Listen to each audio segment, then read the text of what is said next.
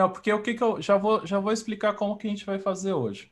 Hoje eu só vou relembrar alguns exemplos que eu falei da semana passada. Vou citar os dois exemplos que faltaram, que eu havia combinado com vocês, né? Eu tinha falado que tinha dois exemplos que não ia dar tempo devido ao horário, e aí eu ia deixar para essa semana. Então, vou falar desses dois exemplos também.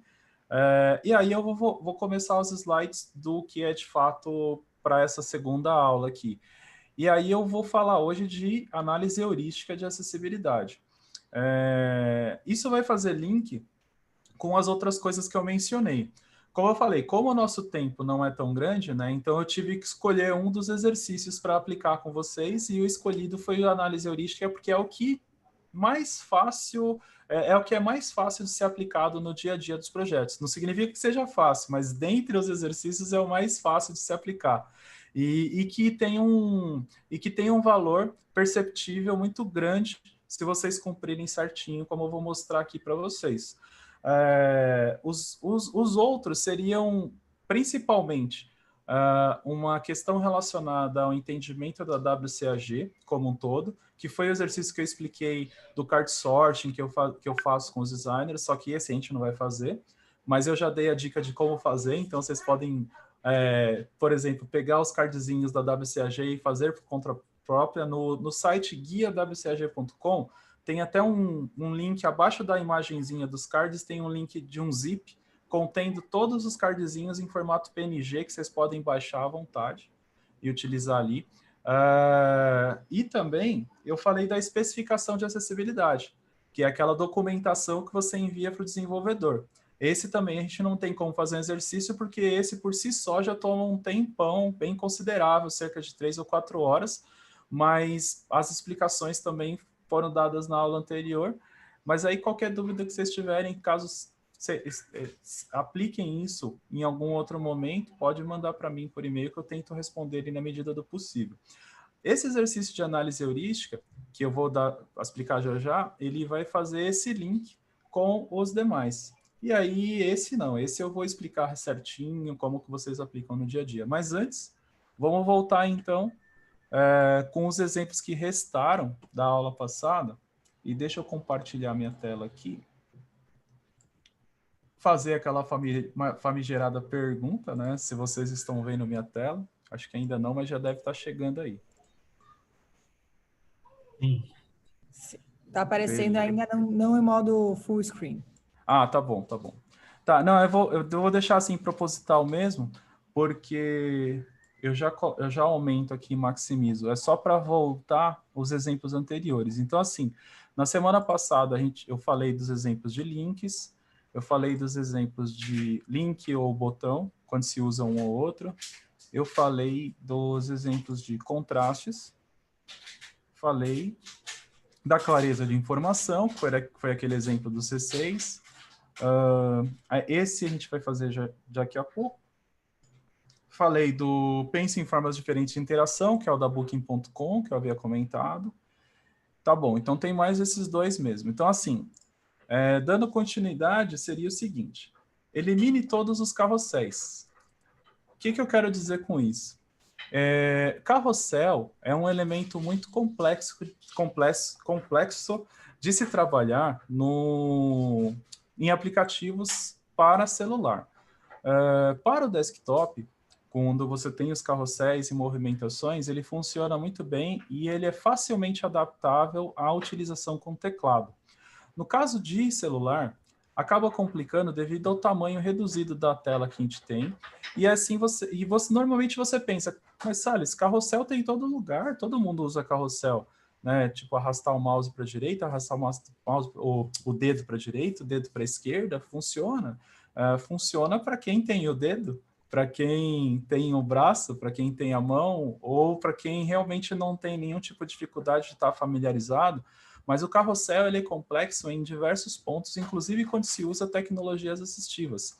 Aí você acaba tendo uma complicação um pouco maior no sentido de interação envolvendo algo diferente do comum, que seria o tatear ali com os dedos. E aí eu vou exemplificar aqui na prática por que eu estou falando tudo isso. American Airlines é um bom exemplo, como eu havia passado, né, de site que está adaptado ao conteúdo. Então, não sei se vocês chegaram a acessar esse link, mas o aa.com.br, normalmente ele tem um carrossel. A navegação inteira por teclado está acontecendo de uma forma bem agradável, porque eles estão realmente se preparando para isso, né? Eles estão adaptando o seu conteúdo e tudo mais. Mas no caso específico do carrossel, o que é interessante ressaltar? Quando você navega com o teclado, ele vai aparecer os botões de anterior, os botões de próximo e também o seguinte, esse carrossel, neste caso do site, ele é automático. Quando você navega com o teclado, ele identifica que você está usando o teclado, você chegou no elemento através do teclado, e aí ele dá o pause automaticamente no carrossel, justamente prevendo, talvez, uma velocidade que a pessoa não tenha para ler determinados itens ou a quantidade de informação ali existente. E aí eu até deixei uma setinha ali apontando, que aí aparece o botão de pause. Se vocês entrarem em aa.com.br agora, vocês vão ver ali, quando você passa o mouse, ele também aparece, o botão de pause e stop. Um dos critérios da WCAG é a pessoa ter tempo suficiente justamente para executar as funções e às vezes é necessário ter um controle do tipo play stop para que a pessoa escolha, né, entre continuar ou não. Aí o que acontece? Quando eu abro o mesmo site, aa.com.br, no celular, aí a gente está falando da responsividade. No celular, o site não traz nenhum tipo de carrossel. Eles eliminaram os carrosséis porque eles sabem da complexidade que tem de navegar no site com carrossel. E aí o que aparece normalmente? Aparece ou uma imagem estática ou simplesmente uma informação que seria referente ao primeiro carrossel no site. E normalmente o primeiro item do carrossel é o item mais importante que você quer mostrar. Então, eles acabam adaptando isso. Outro detalhe interessante, se vocês baixarem o aplicativo da American Airlines, o aplicativo ele é todo baseado em toque.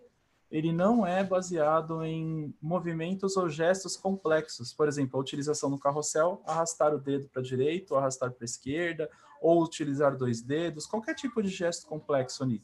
Todos os elementos é toque, toque, toque, toque, coisas simples de interagir. Tenho certeza absoluta, nesse caso, apesar de não ter conversado com ninguém, que eles devem estar tendo tanto ou mais vendas do que se fosse um aplicativo mais complexo, porque esse tipo de interação que eles têm é uma interação super simples que qualquer usuário de verdade conseguiria utilizar, mesmo aqueles utilizando uma tecnologia assistiva, como um leitor de telas, por exemplo. E aí, vocês falam assim, mas Salles, o American Airlines, eles têm um produto só, venda de passagens e tal, e quando a gente está falando de alguma coisa maior, beleza, então vamos para o maior e-commerce do mundo, a Amazon. A Amazon, o que acontece? O site deles, eles têm um carrosselzinho ali, tem as setas, que funciona por teclado também. Agora, o que é interessante é que eles estão fazendo teste AB. E por que eu descobri que eles estão fazendo teste AB?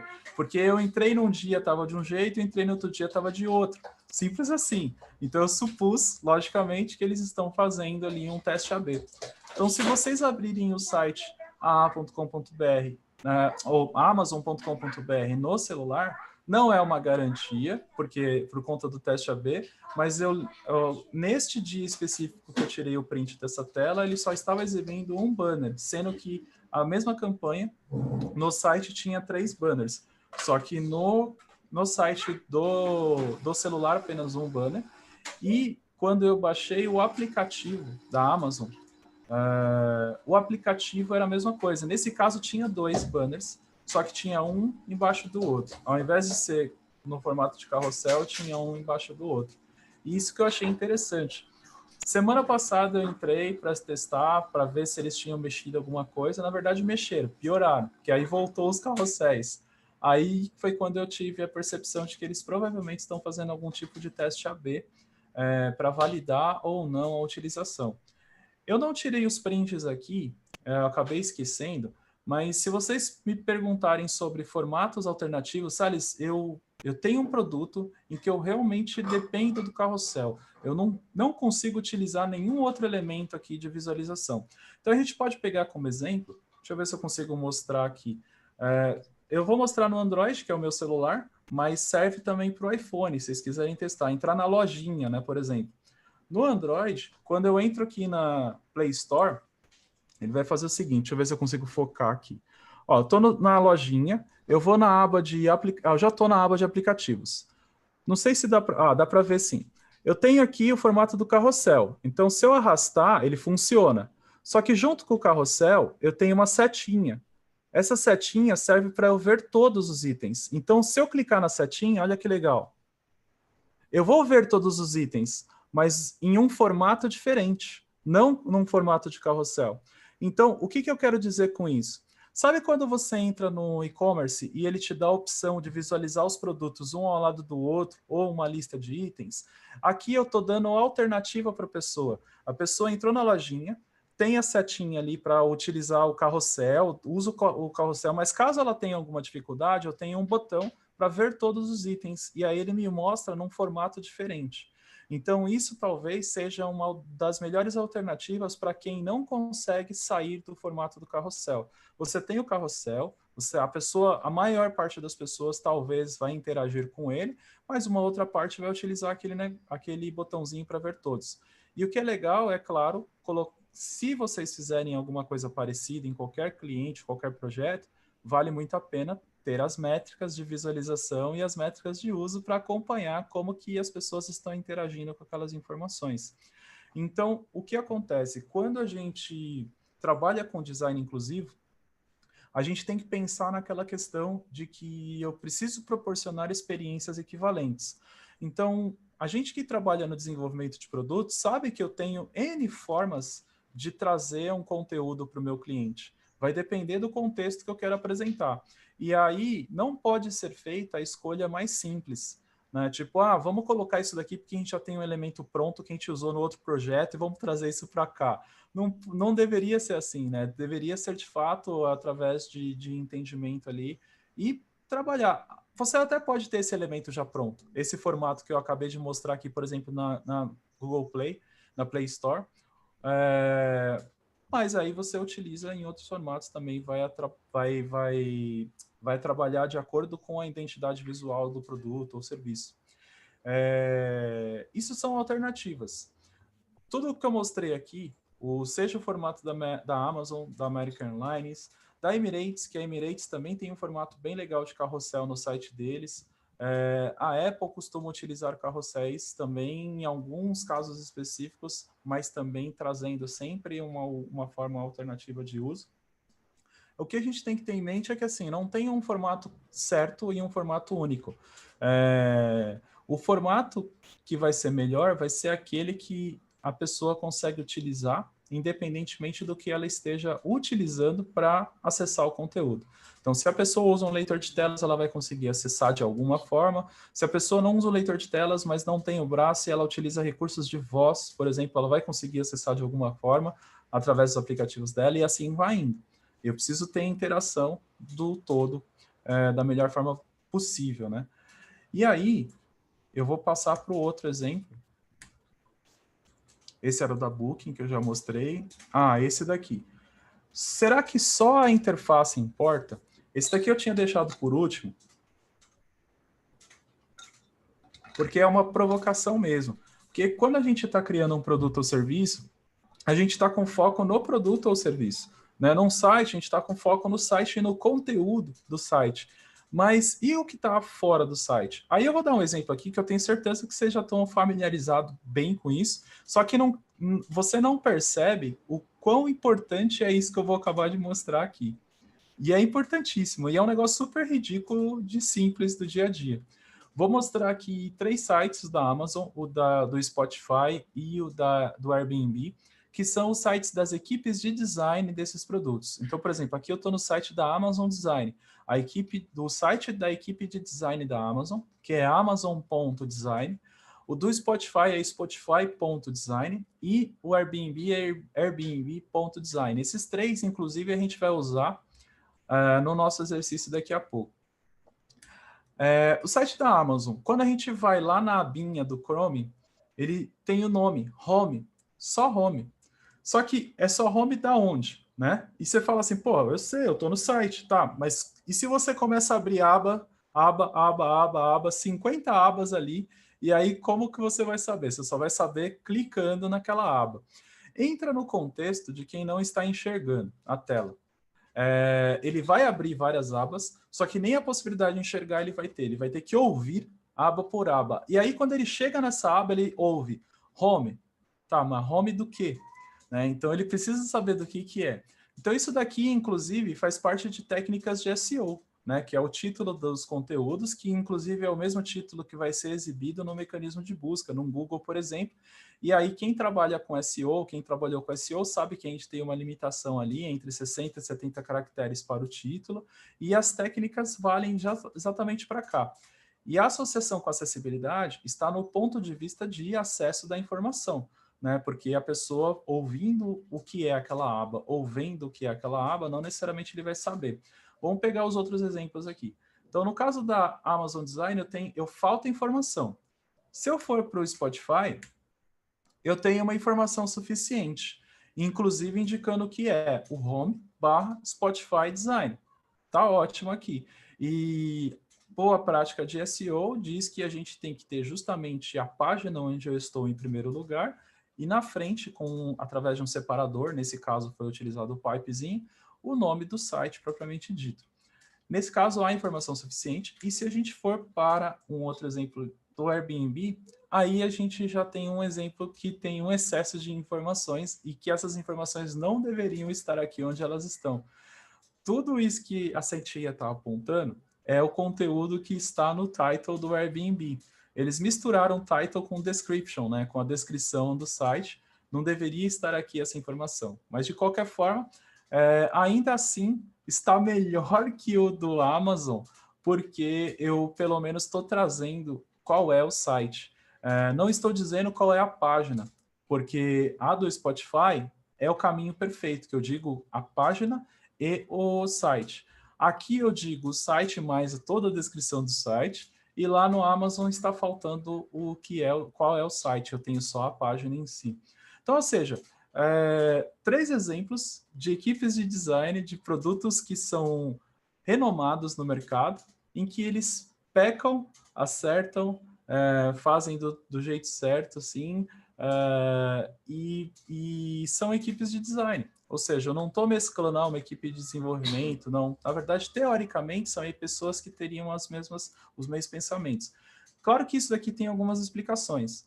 Primeiro, quem é que está responsável pelo site em cada uma dessas equipes, né? Tudo isso tem que ser levado em consideração para a gente ter um panorama geral. Mas olhando assim, observando para quem está de fora, essa é a percepção que eu tive na hora que eu saquei, e eu achei isso daqui de uma forma super, como eu posso dizer, foi sem querer, literalmente foi sem querer. Eu coloquei os 3 sites ali, porque eu estava comparando outras coisas, e aí eu olhei para as abas e estavam as 3 abas com este nome. Eu falei, cara, esse daqui dá para usar de exemplo perfeito aqui nas apresentações, indicando que o produto não é só o site em si, mas o que está ao seu redor. Aí a gente começa a abrir mais abas, mais abas, mais abas, mais abas. Do que era aquela aba lá primeiro mesmo? Vocês vão saber, óbvio, porque eu estou falando o tempo todo aqui Amazon, mas isso no nosso dia a dia prejudica. Isso é uma falta de acessibilidade.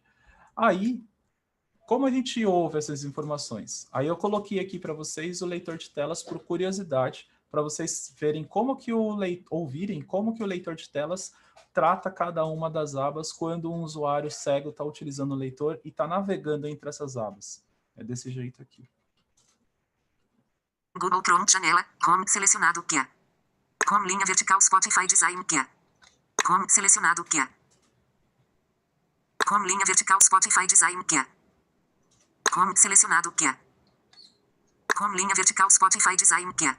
Airbnb Design, Abend, THSN, Slock, Ator Design, Culture, Process, Learnings, Aí eu não vou deixar tudo, porque, enfim, eu deixei todo o áudio, mas vocês perceberam a diferença, né? Tipo, Home e Home Spotify Design Guia. Home Guia.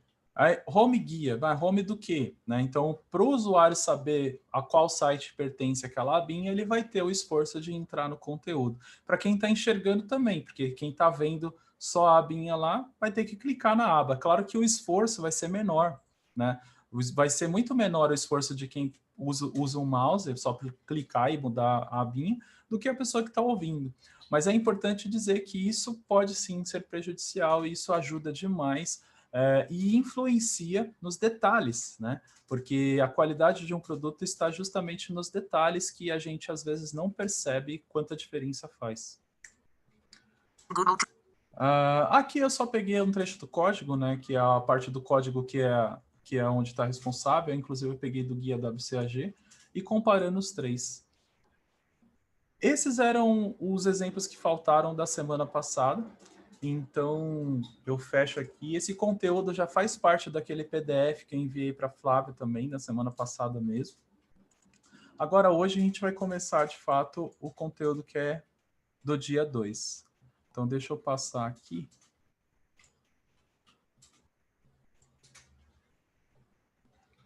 Pronto, agora sim. Eu recompartilhei a tela novamente, vocês estão vendo, né? Sim. Tá bom. Então, vamos lá.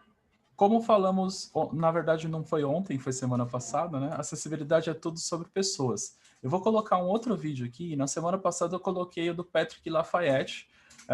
Hoje eu vou colocar um outro vídeo que é o do Carlos. Vou deixar rodando o vídeo e já comente sobre ele. At first, my motivation was proving people wrong. Accessibility. Vision. VoiceOver. On. Button. Schedule a ride. Set pin location. We don't want our first album to sound like a local band. ETA. 10 We minutes. wanted our first album to sound like a professional band that's been doing it for years. Requesting a ride and connecting to nearby drivers. Finding your ride. We're called Astartica, and we play heavy metal. Turn left onto Empanada Drive. Empanada Drive? That makes me hungry.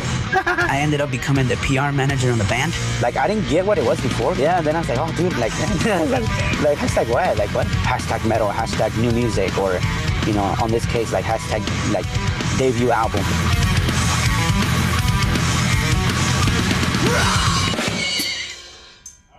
Messages.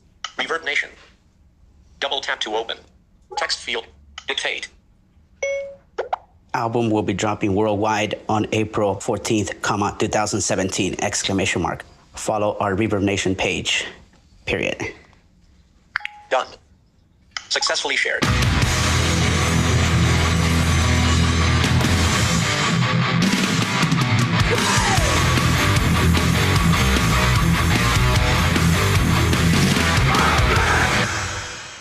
Como diz o vídeo, né, criado para o Carlos, criado para todos. Então, o que é interessante destacar nesse vídeo são dois pontos principais. O primeiro é que vocês devem ter percebido que o Carlos estava utilizando o celular com a tela completamente apagada. Então, esse é o ponto que eu havia comentado na semana passada. Os designers precisam se preocupar em como as interfaces estão sendo ouvidas pelas pessoas. Nesse caso, é uma pessoa cega que utiliza um leitor de telas que não precisa de layout nenhum. O foco é o conteúdo. Então, tudo que está na tela ele precisa ouvir de uma forma adequada, num padrão lógico que faça sentido. É basicamente a preocupação que o designer tem que ter. O segundo ponto também, né, que o designer tem que ter. O segundo ponto importante e relevante é o feedback. Vocês lembram que eu comentei na especificação e na documentação que a gente envia? A gente tem 3 pontos principais, que é conteúdo, comportamento e feedback. Então, o feedback ele tem a ver com isso aqui. Tudo o que ele faz, todas as ações que o Carlos faz no telefone, ele recebe um feedback de retorno. Então, quando a gente está desenhando uma interface visual, a gente se preocupa com as mensagens que vão aparecer na tela e em que lugar essas mensagens aparecerão. No caso de um aplicativo, ou mesmo quando você usa o leitor de telas, você está ouvindo a informação, né? Então, você tem que saber exatamente qual é o retorno que está acontecendo a partir da ação que eu tomei. Então, nesse caso, ele tinha feito um agendamento, usou a agenda ali para mandar uma comunicação para todas as pessoas, e a Siri, no caso, né, o VoiceOver, na verdade, ele devolveu. A Siri é que eu acabei pensando junto aqui. para quem não utiliza um leitor de telas e utiliza a Siri, por exemplo, a Siri, ou qualquer outro tipo de assistente virtual, é basicamente você tem um feedback de forma oral. Então, o leitor de telas, ele está muito parecido com os feedbacks que nós recebemos das assistentes virtuais de voz. Por isso que eu digo que a acessibilidade, ela está em todos os lugares que a gente está utilizando hoje em dia, e vai ser cada vez mais comum por conta disso, porque o que a gente está falando, no fundo, é de facilitar a comunicação e facilitar o acesso à informação por todas as pessoas.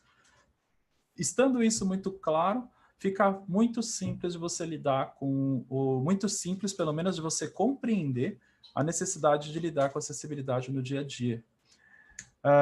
Agora sim, a gente vai falar sobre análise heurística, e aí eu vou fazer uma breve introdução. Eu já vou adiantar para vocês aqui como vai ser. Agora a gente estamos em 19h35. Então, essa apresentação aqui, ela dura mais ou menos uns 15 minutos, da ferramenta em si. E a partir do momento que a gente começar a fazer, pela quantidade de pessoas que estamos, eu vou dividir vocês em 2 grupos. Pelo Zoom mesmo, e a separação vai ser aleatória, tá? Nem vou escolher nada, eu vou deixar o Zoom separar, e aí eu vou ficar migrando entre um grupo e outro, tirando as dúvidas do grupo, e no final, a gente junta todo mundo de novo, para fazer um fechamento que vai fazer sentido essa separação também, e eu vou explicar direito para vocês. Mas basicamente vai ser isso. Só temos 10 pessoas, então 2 grupos fica mais fácil, porque aí como é que funciona? O correto da análise heurística é ser individual, cada pessoa fazendo a sua. Como aqui nós não estamos com o intuito de fazer de fato uma análise, mas sim aprender como se faz uma análise, então pode ser em grupo, que aí fica até mais rico, fica mais interativo, as pessoas discutindo e conversando entre si.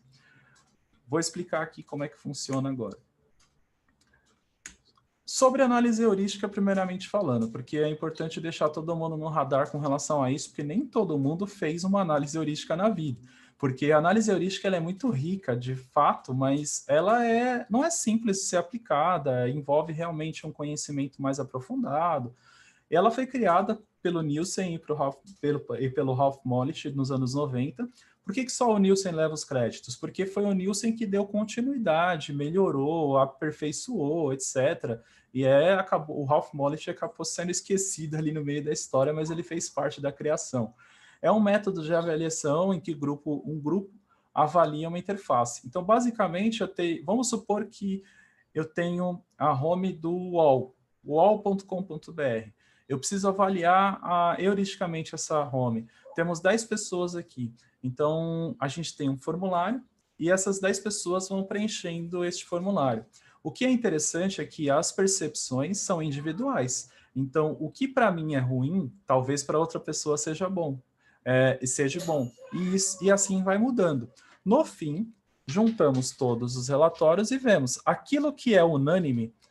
Todo mundo reclamou, a gente já sabe que tá ruim mesmo. 10 pessoas fizeram análise, 10 pessoas reclamaram, então tá horrível. Metade das pessoas falaram que tá bom, metade falou que tá ruim. Então vamos discutir entre o grupo. E boa parte das pessoas falou que tá bom. Então a gente já sabe que aquilo ali tá no caminho certo. É basicamente isso, é dessa forma que funciona a análise e por isso que ela precisa ser individual. O Nielsen, ele tem uma média que 5 usuários são suficientes para descobrir mais de 80% dos problemas no projeto. E de fato sim, porque a partir daí começa a se repetir.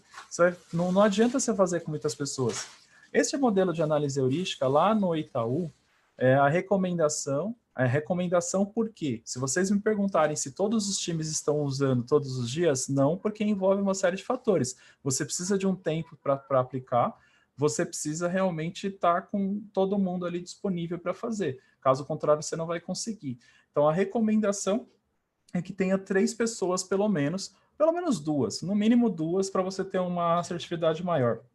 Uma pessoa só dá para fazer análise? Dá, desde que esta única pessoa seja uma pessoa muito especializada em design de interação, em usabilidade, nesse caso, acessibilidade também, para identificar usos de leitores de tela e tudo mais. Se a pessoa for altamente especializada, ela vai ser capaz de fazer sozinha e você vai ter uma assertividade muito boa. Caso contrário, as pessoas que estão envolvidas ali, um conhece muito de uma coisa, o outro conhece muito de outra coisa, então o ideal é que você tenha 3 pessoas, pelo menos, no mínimo 2, para você ter um bate-bola ali depois, uma conversa depois, que é basicamente o que a gente vai fazer com o exercício de hoje. Sobre a avaliação heurística de acessibilidade, né, ela foi criada pelo Dennis Boudreau e a Caitlin Geyer, da GQ, uma consultoria norte-americana, uma das mais conhecidas de acessibilidade. Eles criaram um formato, só que o que é interessante, eu acompanho muitos materiais de acessibilidade o tempo todo, então eu tô sempre olhando coisas novas, coisas que a galera está fazendo, e aí eu vi essa apresentação. Cara, sabe aqueles vídeos achados que você tem só 10 views e 2 curtidas? Esse era um dos vídeos, né, no caso deles lá. Claro que eu estou exagerando aqui na quantidade, mas é a expressão mesmo. Mas na hora que eu bati o olho, eu vi tanto valor naquele negócio, mas por quê? Porque eu estou inserido no contexto da acessibilidade. Na hora que eu vi aquilo, eu falei, cara, isso aqui é fantástico. Qual foi o meu trabalho? Eu pedi autorização para o Dennis Boudreau para fazer uma versão em um formato de Excel, planilha. Fiz esse formato, adaptei ao nosso contexto no Brasil, e essa ferramenta eu vou lançar de forma oficial em breve, também aberta para as pessoas de forma gratuita. Não vai ser cobrado nada disso, até porque a origem não é minha, né? Eu só criei uma planilha com base no material que o pessoal fez, Dennis Boudreau fez. Eles fizeram, mas no papel. Então, você preencher no papel. Eu peguei aquilo, transformei em uma planilha e mudei algumas questões para deixar mais condizente dentro do nosso contexto. E o que é legal da planilha, que vocês vão ver daqui a pouco também, é que cada pergunta que tem, eu associo com critérios de sucesso da WCAG.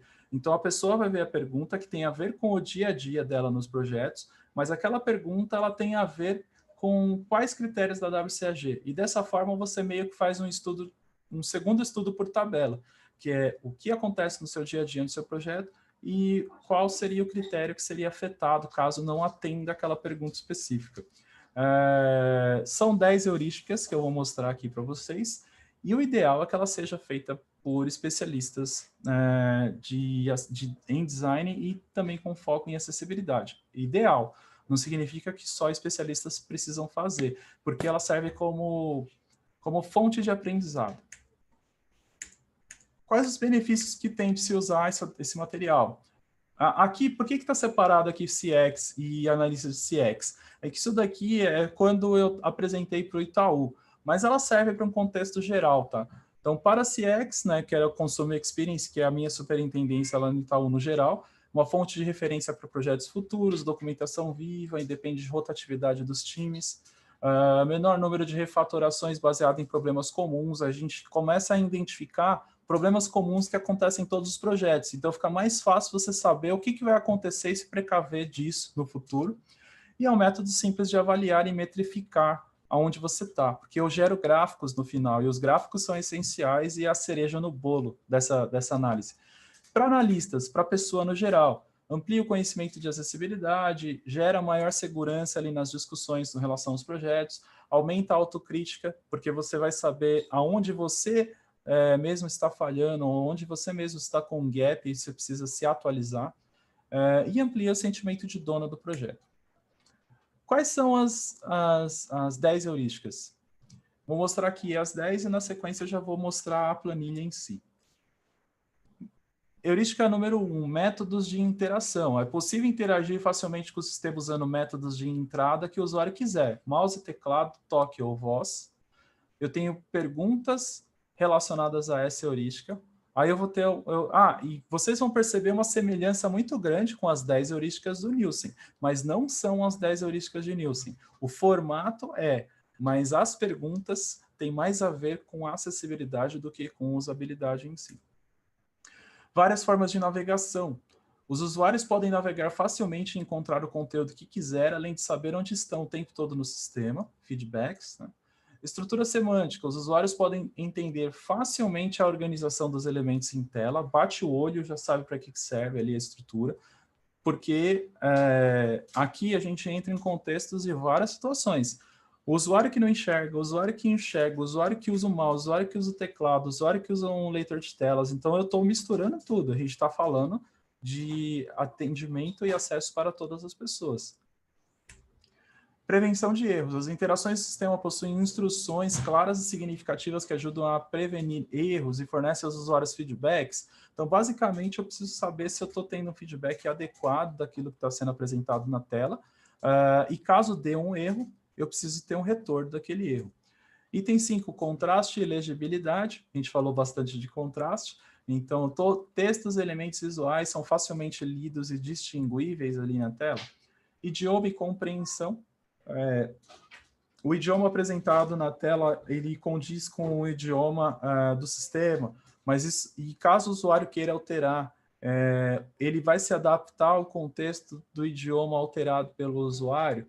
Tudo isso também, isso daqui é uma questão que é mais relacionada à parte de desenvolvimento, à parte de background, mas como tem a ver com experiência, cabe ao designer ou à pessoa que está projetando cobrar isso do desenvolvedor, comprovando que a acessibilidade acaba tendo responsabilidades em diferentes áreas, mas as pessoas precisam conversar para você ter um produto adequado.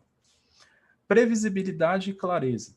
A função de cada elemento na tela é previsível, a gente sabe para que está servindo, eu não sou surpreendido, estou navegando, de repente abre um pop-up na tela do nada. Ou às vezes nem pop-up, agora o que eu mais percebo são as janelinhas de ajuda aparecendo automaticamente. Cara, a ajuda fica lá no cantinho, ela não deve aparecer. Isso acontece muito em e-commerce. E-commerce não, aquelas páginas de venda de um produto ABC, e aí você está na página, você quer que eu te ajude? Popa um negócio já na hora ali na tela. E também a clareza da informação, eu bato o olho, sei para que serve, então tenho clareza nas informações.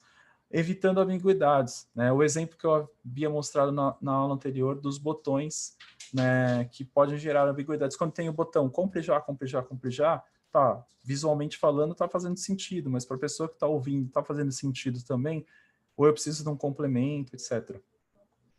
Tempo suficiente. Eu tenho tempo suficiente para executar as ações? Acabei de dar o exemplo do carrossel da American Airlines, que ele tem um pause stop para mostrar, mas não só isso.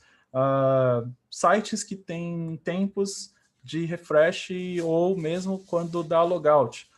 20 minutos de inatividade dá logout no sistema. Então tem que verificar se isso também está sendo permitido e se sim, caso o usuário esteja preenchendo o formulário, parou na metade e o sistema deslogou. Quando ele loga de novo, ele vai ter que começar do zero ou o sistema salvou automaticamente parte do que ele tinha digitado. Tudo isso tem a ver com o que a gente está falando. Perceba que a linha é muito tênue com usabilidade, mas aqui o foco é exclusivamente em acessibilidade. Movimentos, esse é legal, né? Que qualquer elemento que se mova, seja animado ou pisque na tela, pode ser desativado de alguma forma para que não ocorram distrações e prejudique alguns usuários. E 10, alternativas visuais e auditivas. Todo conteúdo significativo e puramente visual ou auditivo possui algum método alternativo baseado em texto. Aqui eu estou falando de texto alternativo de imagens ou coisas do gênero. Agora eu vou mostrar a planilha de fato. Essas são as heurísticas que vocês se baseiam.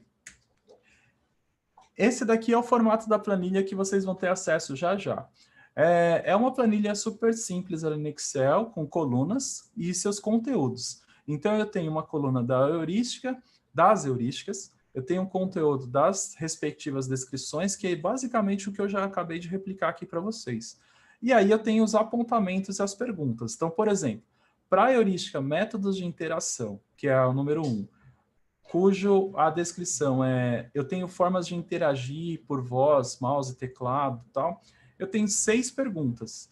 A primeira pergunta é, todas as funcionalidades funcionam com teclado além do mouse?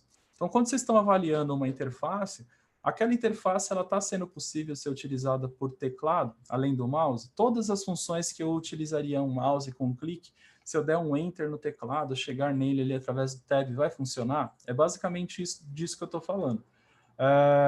E aí você vai ter uma pontuação, que eu já vou mostrar também qual que é. 2. Ao se navegar por teclado, a navegação não é interrompida e nem fica confusa de alguma forma. E aí você vai preenchendo todas as questões. Aonde é feito esse preenchimento? Aqui são as heurísticas e as descrições, as perguntas associadas. Cada pergunta tem os critérios da WCAG ali do lado. Então, por exemplo, a pergunta 1. Todas as funcionalidades funcionam com teclado além do mouse? quais os critérios que eu estou atendendo? 2.1.1, teclado, e 2.1.3. Aí na segunda, ao se navegar por teclado, a navegação não é interrompida e nem fica confusa de alguma forma, eu tenho um critério que é o 2.1.2, sem bloqueio de teclado. E assim vai indo. Então, todas as perguntas eu tenho uma associação. No exercício que a gente vai fazer agora, né, vocês, obviamente, não vão ter tempo de preencher a planilha inteira. Não dá, gente. Você precisa de pelo menos 1h e pouquinho, 1h10, 1h20 para preencher a planilha. Então, não dá para você fazer... Isso se você tiver um conhecimento profundo do todo. Pois, caso você tenha dúvidas, você vai demorar um pouco mais para preencher a planilha. Então, assim, a ideia do exercício é eu mostrar para vocês, e aí eu vou dar o acesso a uma planilha como essa para vocês também utilizarem nos projetos do dia a dia de vocês. E aí vocês conseguem fazer esse tipo de entendimento. Mas deixa eu continuar aqui a explicação da planilha, que vocês vão ver a cereja do bolo já já, que são os gráficos. Essa coluna com as marcações em preto, vocês só precisam observar o que essa coluna faz, qual é a ideia dessa coluna que eu coloquei aí. São os problemas mais comuns que são encontrados no dia a dia. Então, por exemplo, dessas perguntas que estão aqui, a pergunta número 4 e 5, há funcionalidades específicas que fazem uso de comandos de voz. Isso não é corriqueiro ainda. Então, mas as outras, navegação por teclado, costuma ser um problema super comum em quase todos os sites que eu navego. Quando eu vou tentar navegar por teclado, a navegação não funciona, não tenho foco visível em volta dos elementos e uma série de questões relacionadas a isso. Então, isso daí é só para fins de curiosidade, essa coluna. A única coluna que vocês vão preencher é essa, a amarelinha, tá? E mesmo o preenchimento dela é através do combo. Como é que vai ser o resultado? Eu não tirei print aqui, mas eu já vou mostrar na planilha direto. Eu tenho 5 informações no combo para cada linha. NS, não sei avaliar. Então, pode ser que tenha uma linha específica que vocês não vão conseguir avaliar. Por quê? Porque a pergunta pode ser direcionada de tal forma que, assim, cara, eu preciso estudar isso, eu não vou conseguir saber fazer. Então, não sei avaliar é literalmente não sei avaliar naquele momento. NA não se aplica. Aí, pode ser... Eu vou dar o desafio para vocês avaliarem agora os sites, mas pode ser que tenha alguma pergunta relacionada a interfaces touch ou mobile. Nesse caso, não se aplica. NA, ponto. Aí eu tenho 0, 1 e 2. 0 é quando eu não atendo. O site está com um monte de problema de navegação no teclado, então é 0. Pá. O 1 é quando se aplica, e o 2 é quando vocês têm certeza absoluta de que aquilo que está sendo aplicado no site é um top de tudo, é o must-have da acessibilidade com relação àquele assunto específico. E aí você dá uma nota 2. Então, mas para você, obviamente, avaliar como 2, você tem que ter um conhecimento ali geral, por isso que é importante as discussões. Então, é 0, 1 e 2. Quando vocês terminarem de preencher todas as 52 perguntas, são 52 perguntas no total, por isso que eu falei que vocês não vão conseguir fazer no exercício agora, a gente só vai começar. Eu tenho uma expectativa aqui de que vocês consigam chegar pelo menos na metade, cada um dos grupos que eu vou dividir aqui, mas se passar, beleza, se conseguir fechar, melhor ainda. O objetivo não é estar certo ou errado, é vocês entenderem o uso da planilha, esse é o objetivo. Aí, assim, preenchendo todas as informações, é gerada uma pontuação. Essa pontuação, ela é baseada naquelas informações ali. São 52 perguntas. Supondo que, utopicamente, porque isso é impossível de acontecer, já adiantando, todas vocês colocam 2. Cara, tá tudo o máximo. Então, a pontuação máxima vai ser 104, mas dificilmente vocês vão chegar nessa pontuação. A pontuação média é o seguinte, se estiver abaixo de 50, significa que o site está muito ruim de acessibilidade, vocês vão ter que adaptar. Entre 50 e 65 está razoável, ele passa de ano, ainda precisa corrigir algumas coisas, e acima de 65 já é uma boa média, apesar de ter algumas coisas para arrumar. Mas é algumas coisas mesmo, né? Tipo, no geral, você já está com uma boa pontuação e um bom produto de forma acessível ali no geral. Esses valores geram valores individuais para cada uma das heurísticas e, no final, esse é o gráfico que é gerado. Então, você, graficamente, consegue identificar facilmente onde estão os maiores problemas do seu projeto. Os meus problemas estão nas alternativas visuais e auditivas, no item 10, por exemplo, que é praticamente inexistente, que aí eu posso comparar no código de barras, é literalmente inexistente. Nenhuma imagem tem descrição do site que eu avaliei aqui hipoteticamente, né? Aí eu tenho lá um problema grande ali, ó, em métodos de interação, em várias formas de navegação, em estrutura semântica e prevenção de erros. Esses 4 itens estão muito ruins. Já contraste e legibilidade, eu já estou com uma nota muito boa ali, quase beirando ali a perfeição, e tempo suficiente foi a que eu mais atendi. Só que detalhe, às vezes, não é porque está no top, né, que você está bem atendido. Às vezes é simplesmente porque o seu projeto talvez não contemplava coisas relacionadas ao tempo suficiente. A minha tela aqui não tem nada relacionado ao tempo suficiente. Então, consequentemente, você deve ter botado não se aplica, ou colocou uma nota 1 ou uma nota 2, porque se aplicou de forma bem adequada. É isso, assim, os gráficos, eles servem para nos apoiar, e para dar um norte para a gente saber onde estamos errando, onde estamos acertando. Agora a gente vai praticar, vou parar de falar, né? Agora a gente vai praticar. Na verdade, eu vou continuar falando, mas agora individualmente com vocês nos grupos. Como que vai funcionar o exercício? Eu coloquei 40 minutos aqui, mas não vai ser menos, tá, gente? Eu vou deixar... 35, quase 40. 35, 40 minutos. Vai ser quase isso mesmo, porque o tempo restante a gente vai usar para discutir todos juntos, né, para fazer o fechamento aqui desse exercício. Vocês vão ser divididos em 2 grupos, como eu falei, eu vou deixar o próprio Zoom aqui fazer a divisão dos grupos, já ele vai fazer isso. E vocês terão 3 sites que são os que eu já falei.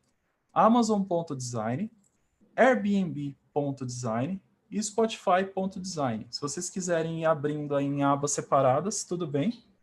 Mas eu vou pedir para o grupo, a primeira decisão que o grupo vai tomar é qual site vocês vão avaliar. Fica a critério do grupo 1, fica a critério do grupo 2. Eu não vou dar o site. O grupo decide, vamos avaliar o Amazon, vamos avaliar o Airbnb, vamos avaliar o Spotify. O que eu posso falar, que eu não vou dar o spoiler, porque eu já sei, um site é bom, um site é bom para menos e o outro site é bom para mais. Então, assim, eu vou dizer que um site está na nota 5, um outro site está na nota 7 e um outro site está na nota 4. Nenhum está no top e nenhum está no 0 absoluto. Depois eu comento qual é qual, para ver se vocês acertaram.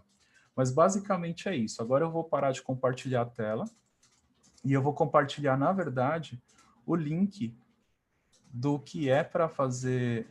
cadê aqui? Tá aqui. Interromper compartilhamento. Eu vou mandar o link do Drive, do Google Drive, para vocês acessarem. Deixa eu só ver se está certo aqui. Gerar link. Edição, tá certo. Então, a princípio, o link está no bate-papo. Eu tinha dividido... Vocês vão ver aí, né, dentro dessa pasta, 3 planilhas. Não precisa abrir ainda, porque eu vou dividir os grupos agora. Vocês têm 01, 02 e 03. É porque eu imaginei que ia ter mais gente, então eu já tinha preparado 3 planilhas. Então, vocês só levam em consideração a 01 e 02. Então, quem cair no grupo 1, abre a planilha 01. Quem cair no grupo 2, abre a planilha 02. Simples assim. Vou colocar aqui agora a parte... acabei de ver que ou eu não estou disponível para separação de salas, ou a versão do Zoom aqui não permite a separação de salas. Acabei de descobrir isso. Ô Flávio, eu acho que você vai ter que... A Flávia está como admin. Entendi. Se ela quiser me colocar também como co-admin, né? se ela me colocar como co-admin, eu consigo fazer isso. Deixa eu ver se a conta que eu entrei é a minha ou é a da Amore. Espera um pouquinho, é o Renato que está falando, tá? Tá bom. Eu estou entrando com a Damore. Deixa eu ver se eu... Como que... Para eu colocar você como co-admin, eu tenho que ir lá no Não, gerenciador. não, normalmente é só clicar com direito no meu nome aí no bate-papo. Seu nome? Espera um pouquinho. Você vai em participantes, clica no mais, e aí você vai... Tá feito? Tá. Pronto, agora... boa, agora apareceu aqui, deixa eu ver. Não, mas... Eu tenho mais opções, mas não apareceu ainda. Chama salas... Como é que chama? Só para ver se aparece para mim. É isso mesmo, Você está como host, Virgílio. Provavelmente vai aparecer quebrar salas, break rooms, alguma coisa assim. É isso aí. Espera aí. Eu vou transformar ele fica nessa barrinha de baixo aqui, normalmente, perto da gravação, reações, compartilhar tela. Eu vou colocar o Marcelo como host. Isso, pode colocar como host, que aí eu vou ter a opção aqui. Que é até mais fácil que eu controlo as salas. Apareceu já. Salas simultâneas aqui. Agora salas simultâneas, né? Salas simultâneas. Isso. Que nem assim, como é que funciona para quando vocês quiserem fazer? Clicou nele, ele aparece uma telinha para mim assim, atribuir 9 participantes em 2 salas. Aí você pode escolher 3, 4, 5 salas. Vou colocar 2 salas automaticamente. Então, ele já separou. Então, para mim, está aparecendo o seguinte, ele está assim, a Juliana, Lincoln, Marlon, Micheline e Patrícia estão na sala 1. Ângelo, Flávia, aí você, Renato e Tati estão na sala 2. Então, eu vou clicar aqui agora. Como é que vai funcionar que eu já aviso para todos de uma vez? Dá uma misturada melhor aí, porque eu e a Flávia, nós não estamos no mundo das competências muito, muito sofisticadas. Eu ia falar uma coisa. Então eu vou... Então o a Flávia Ângelo vai ficar prejudicado aí com quem está. Então, então eu vou fazer o seguinte, a Flávia foi para a sala 1, e da sala 1, quem que eu mando para 2? Que era a Juliana, o Lincoln, Marlon, Micheline ou Patrícia. Qualquer um, eu acho. Tá, então eu vou mandar a Patrícia. Foi qualquer um, já foi. Então vai ficar dessa forma. Vai ficar assim, na sala 1, Flávia, Juliana, Lincoln, Marlon e Micheline. E na sala 2, Ângelo, Renato, Patrícia e Tati. Aí, como é que vai funcionar também a dinâmica? Eu vou... inclusive, já que vocês já sabem os números de vocês, né? Flávia, sala 1. Flávia, Juliana, Lincoln, Marlon e Micheline. Então, essas pessoas podem abrir a planilha 01, como eu falei, e as demais pessoas, Ângelo, Renato, Patrícia e Tati, abram a planilha 02. Eu recomendo apenas uma pessoa mexer na planilha, como vocês estão fazendo em grupo. Escolhe uma pessoa para mexer na planilha na hora que vocês estiverem na sala e o grupo discute qual o projeto. Amazon.design, Airbnb.design ou Spotify.design. Aí o grupo escolhe. Vou separar vocês agora, vocês vão estar separados, e aí eu vou pulando de sala em sala e conversando e trocando ideias com vocês, até dar o tempo, eu chamo todo mundo de volta. Beleza? Vai aparecer para vocês um cliquezinho, um botãozinho aí, ingressar na sala ou alguma coisa parecida. É só clicar que vocês vão para a sala.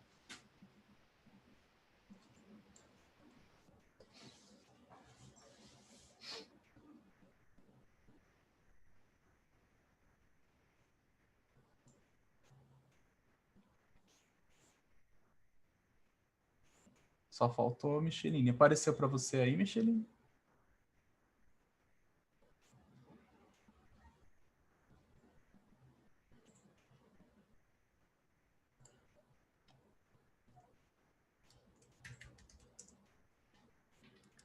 Vou mandar uma mensagem para você.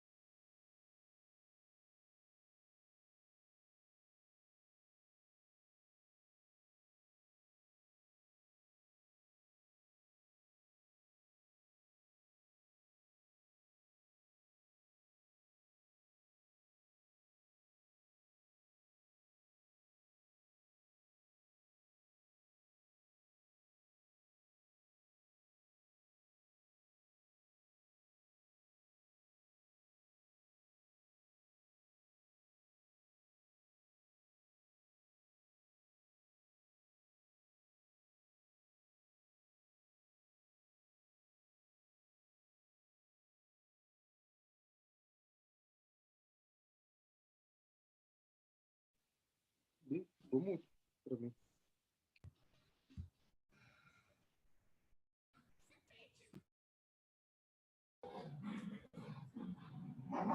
Você tá mudo, Marcelo. Agora sim, todos voltaram. Agora vocês estão me ouvindo. Eu tô com um Sim. problema muito grave aqui no meu Zoom, que por algum motivo os ícones, né, desapareceram para mim. Então a interface aqui não aparece direito de uma forma correta. Eu sempre fico na dúvida, porque eu não tô vendo, né, se o ícone está fechado ou não. Aí, mas enfim, vamos lá. Tava falando com os dois grupos, aí os dois grupos tiveram quase uma mesma percepção. E para algumas coisas, coincidentemente, os dois escolheram o Spotify. Todo mundo fez Spotify. E eu acho que o Spotify ele realmente é mais agradável no primeiro momento de se bater o olho. E dando spoiler, como eu já havia comentando, na verdade agora não é spoiler, já é resposta, né? O Spotify, de fato, era o que estava mais acessível dos três existentes. O Amazon é o pior de todos, é a nota 4.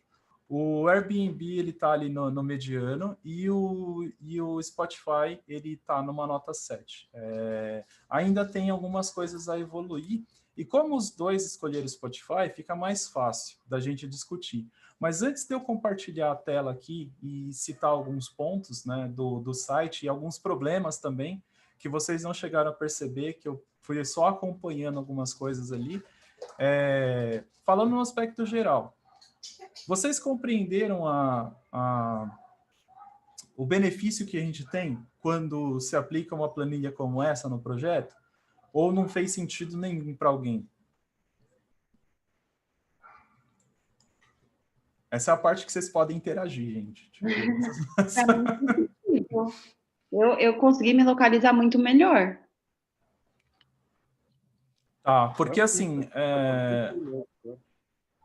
a percepção, na verdade, que eu queria que vocês tivessem é que aplicar acessibilidade não é fácil. Primeiro ponto. Não, por mais que você já tenha um direcionamento, que assim, eu estou vendo artigos surgirem aos montes, né? Pensem nas pessoas, vamos pensar de forma inclusiva, vamos falar com o usuário. Beleza, tudo isso é importante. Mas na hora do dia a dia, na hora do vamos ver, o que eu preciso fazer de fato? Né? Aí é quando as pessoas se perdem, né? O que eu preciso fazer? Primeira coisa é a WCAG, gente. Não tem para onde correr. A WCAG ela é fundamental para eu aplicar na prática tudo aquilo que eu estou vendo as pessoas falarem sobre. Não adianta falar sobre, eu preciso saber o que eu preciso fazer. Então a WCAG é esse norte. O problema da WCAG é que para você entender o que você precisa fazer, você vai ter que ler, e aí é uma quantidade muito grande de informações. Então, a planilha, nesse caso, o valor dela, o principal valor dela é esse, é tentar trazer de uma forma mais palpável para o seu dia a dia. Qual é a complicação da planilha? Tudo tem uma complicação, né? Mas qual é a complicação da planilha? É que, para algumas perguntas, você vai ter que entender o comportamento de uso de teclado, por exemplo. Que nem assim, os dois grupos tiveram dúvidas com relação ao teclado. A navegação por teclado é tab, tab, tab para itens clicáveis, importante dizer isso, que seria um menu de navegação, um link, um botão, um formulário. Então, qualquer item que você clica com o mouse, você vai dando tab, eu deveria navegar. A ordem de navegação é altamente importante, então seguir a ordem da esquerda para a direita, de cima para baixo, sem pular elementos, numa ordem lógica de navegação. Não sei se vocês perceberam, mas quando você navega pelos itens dos botões do carrossel do Spotify, ele não está seguindo a ordem.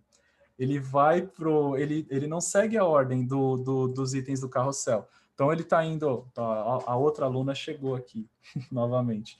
Ele está indo quando eu dou um tab, eu vou primeiro para o botão do meio. Se vocês estiverem acompanhando no site aí, não pode mexer. Você pode ficar aqui, mas não pode mexer. Aí você dá um tab, ele vai para o botão no meio. Você dá mais um tab, ele vai para o botão de cima, que é o do próximo item. E você dá mais um tab, ele vai para o randômico. Então, eu estou com uma ordem errada. Mas por que isso está acontecendo, na verdade? Porque se eu remover o CSS, a ordem dos elementos, eles permanecem. Mas quando foi aplicado o CSS para posicionar os botões todos à esquerda, eles mantiveram essa ordem que ficou meio estranha aí, né? Então, na verdade, eles deveriam ter invertido a ordem do anterior e do próximo para ficar mais correto na navegação por teclado. Só que isso não chega a ser um impeditivo, tá? Isso só causa estranheza, mas não chega a ser um impeditivo do seu projeto. Tipo, o que eu quero dizer com isso é que se eu tivesse que passar por uma área de qualidade de testes, esse projeto ele não seria barrado por conta disso. Só que ele deveria receber um alertazinho, ó, quando possível, corrijam essa informação. E aí o restante da navegação por teclado flui. Uma coisa que eu falei com um dos grupos, eu não lembro quem foi, né, que alguém comentou que estava viciado em navegar por teclado. Eu acho que isso vai ser comum. Vocês vão cada vez mais testar sites navegando por teclado. Vocês vão perceber a quantidade de site ruim que tem no mercado por aí navegando por teclado. E o quão importante isso é.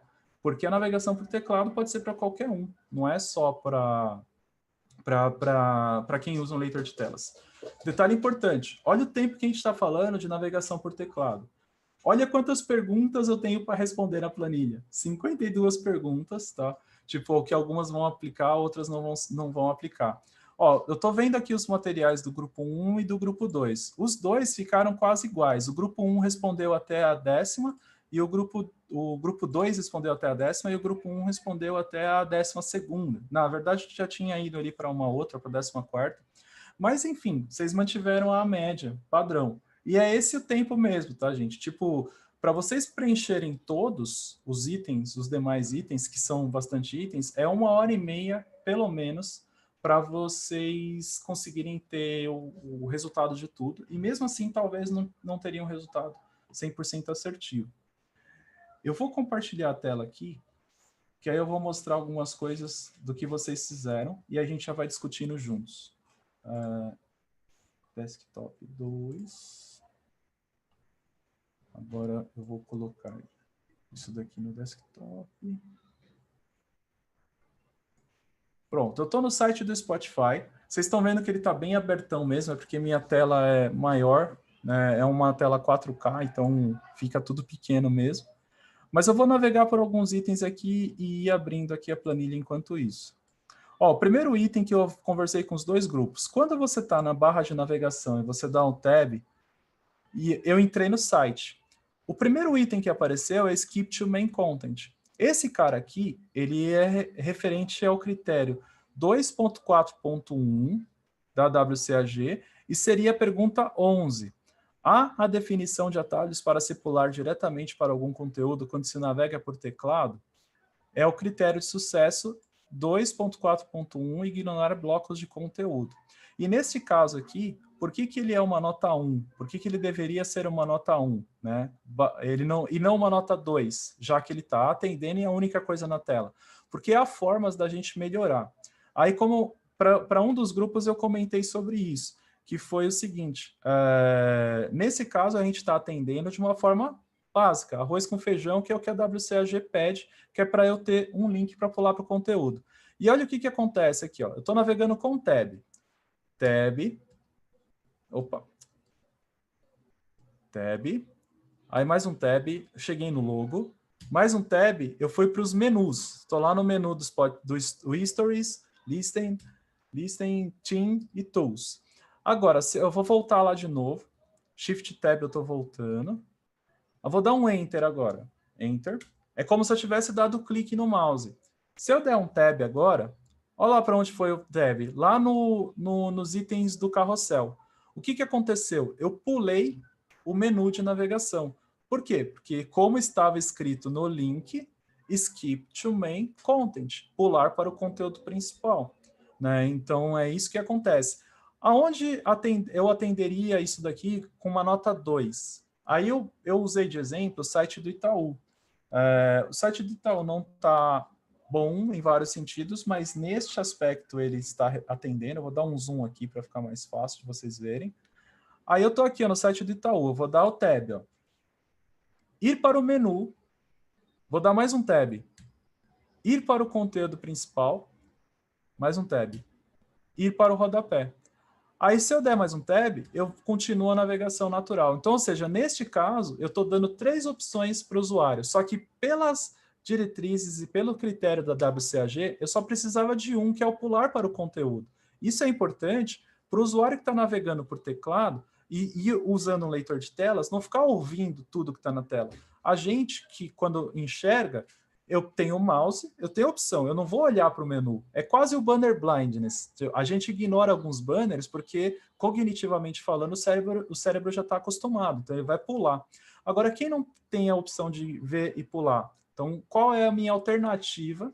É, nesse caso aqui, ter esse link para pular para o conteúdo. Esse link, para quem enxerga, é pouco efetivo, mas para quem só ouve, ele é altamente importante. É isso que vocês têm que ter, o discernimento de o que é importante para um e importante para outro. Basicamente isso daqui. Agora, outros pontos do Spotify é o seguinte, um ponto relevante é o foco do item. A pergunta número 7. Elementos interativos, botões, links, menus, etc., devem ter um foco visível claramente definido quando se faz uso de teclado para navegar.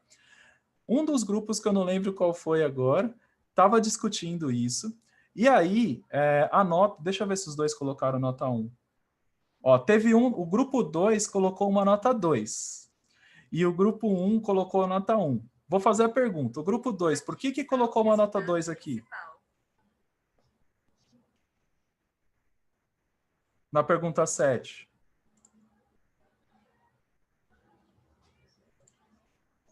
Um de cada vez, gente. Calma aí que eu tô relembrando qual que é a pergunta. Tati, tô do mesmo jeito. A pergunta é assim, a pergunta era relacionada ao foco visível nos elementos. Quando você navega com teclado, fica a bordinha em volta. Ah, aí, sim. O grupo 2 colocou a nota 2, que é o must have. Por que vocês colocaram 2 aqui? A gente achou que dá um contraste com a bordinha. E tá. Ele também, quando você... eu não sei se é só no uso do teclado, mas também quando você passa o mouse em cima de alguns elementos, ele coloca um outro elemento para destacar. Lá nas fotos, ele coloca um elemento rosa atrás, ele tem uma interação. Tá.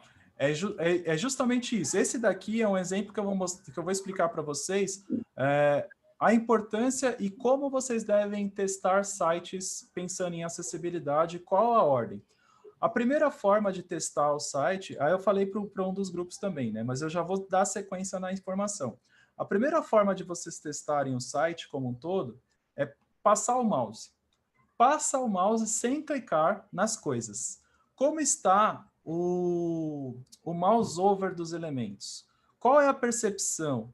Quando eu passo o mouse nos elementos, eu tenho informação suficiente, que nem aqui, eu estou passando agora, ele fica sublinhado. Lá no menu, ele cria uma bolinha embaixo dos itens.